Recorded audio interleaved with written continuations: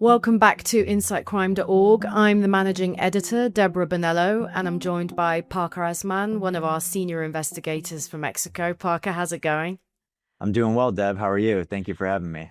I'm good, thanks. Thanks for helping us unpack this. So we're starting to hear, well, we have for a while been hearing some rumors about a relationship between the Chapitos faction of the Sinaloa Cartel and the Jalisco Cartel New Generation here in Mexico.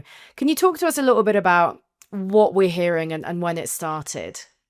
Yeah, so we first started hearing chatter about a possible alliance between the Chapitos and the Jalisco Cartel towards the end of last year. And this largely stemmed from a video that surfaced on social media of an armed group announcing themselves as the Fuerzas Especiales Unión. And at the end of this video, they express their loyalty to El Mencho, which is the infamous leader of the Jalisco Cartel, one of the most wanted men in Mexico's organized crime landscape. But they also pledged their allegiance to Ivan, which is in reference to Ivan Archibaldo, one of El Chapo's sons and one of the last Chapitos leaders still on the run. Yeah, and known to be kind of the leading force behind the Chapitos as we know it, right? In Sinaloa. So how was the alliance structured at first? Like, what do we know about the kind of relationship that those two organizations developed or have developed? Right. So it seems to be a regional alliance at the moment, as opposed to something that's more far-reaching and stretching across the whole of Mexico. The evidence that we have so far suggests that there is a top commander known as Jardinero, who is believed to be the right-hand man of the CJNG's top leader, El Mencho. So we're not just talking about some average low-level commander. This is somebody with, influence and sway within the organization. And he allegedly agreed to help protect the remaining leadership structure of the Chapitos, which deals with Ivan and Jesus Alfredo, the two Chapitos brothers that are still on the run. And he also agreed allegedly to provide military support to the rank and file among the Chapitos in Sinaloa to sort of push back against the Maisa and the allied factions that are attacking the Chapitos. So it seems like at the moment, the main objective here is to protect what remains of the Chapitos leadership and push back against the Maisa, primarily in Sinaloa. And how has the alliance evolved and expanded since we started hearing about it? Yeah, so as I mentioned, originally everything sort of seemed to be focused on Sinaloa, which is, the home base of the Sinaloa cartel and where a lot of the fighting has been concentrated over the last year. But recently, we've also seen evidence that this alliance has extended to the U.S.-Mexico border, specifically to the state of Baja California and a municipality known as Mexicali. And this is an extremely important corridor for both drug and arms trafficking. And in addition to factions like the Chapitos and the Maisa, you've also had Jalisco cartel factions that have sort of contested control of this key corridor for several years now. But at the moment, it seems like the alliance in this specific region is focused on attacking a group known as the Russos, which has long sort of been one of the most prominent armed wings of the Maisa, and generally speaking, one of the most dominant armed actors in this corridor.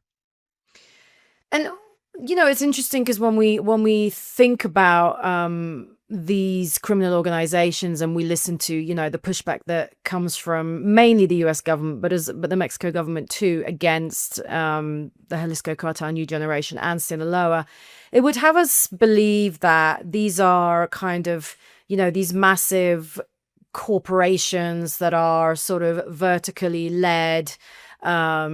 And also that they are arch rivals, right? So they are kind of against each other. These are very clan-based organizations that tend to, have a focus on loyalty. But then when you see these kinds of relationships forming, it does kind of bring into question a lot of what the sort of mainstream narrative says about these criminal groups, right? Right. I think, U.S. authorities oftentimes want to construct this very simple narrative, this black and white environment that, is easy to understand. But I think when we look at this alliance between the Chapitos and the Jalisco cartel, it tells us a much different story. I mean, these are very pragmatic, business-oriented organizations that operate almost as franchises. they want us to think about these groups as these massive hegemonic structures, as you mentioned, that are vertically integrated. But I think the reality on the ground is much more complex and much more fluid.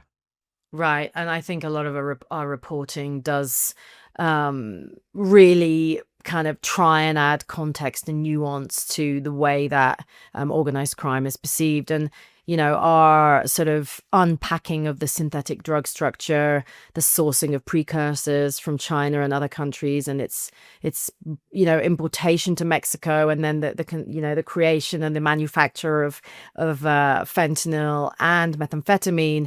We found that the supply chain is infinitely more complicated than I think the U.S. government's perception or kind of communication of that would have us believe. We're looking at actors, so many actors in the chain, so many different kind of legal and illegal brokers involved in that supply chain. So it definitely, this alliance and that nuance and complexity definitely speaks to a lot of what our investigations have like encountered.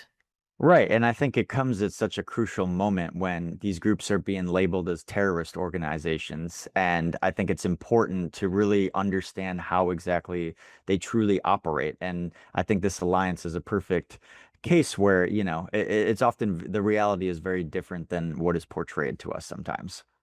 Yeah, well, it's for sure one to watch, Parker. And thanks very much for helping us unpack that. For those of you watching or listening, you can find detailed profiles of all of the criminal groups that we've mentioned today, as well as the ongoing shifting criminal dynamics, not only in Mexico, but across the region. And Parker, thanks so much for joining us.